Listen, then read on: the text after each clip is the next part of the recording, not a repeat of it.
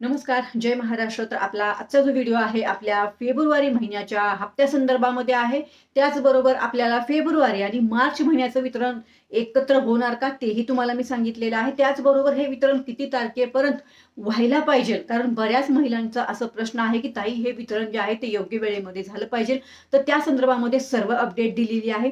त्याचबरोबर ज्या महिलांची केवायसी झाली नाही त्यांच्या संदर्भात सुद्धा माहितीचा व्हिडिओ मी शेअर केलेला आहे. मी खाली लिंक दिलेली आहे.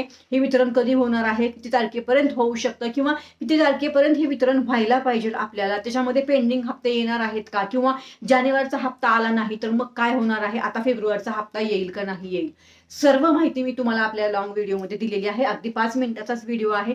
तो व्हिडिओ पहा आणि त्याच व्हिडिओच्या अंतर्गत मला कमेंट जरूर करा आणि त्याच व्हिडिओला शेअर जरूर करा.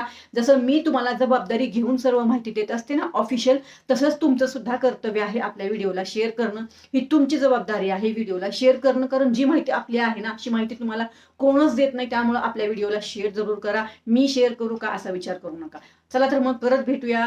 धन्यवाद. जय हिंद, जय महाराष्ट्र. खाली लिंक दिलेली आहे, तो व्हिडिओ जरूर पहा.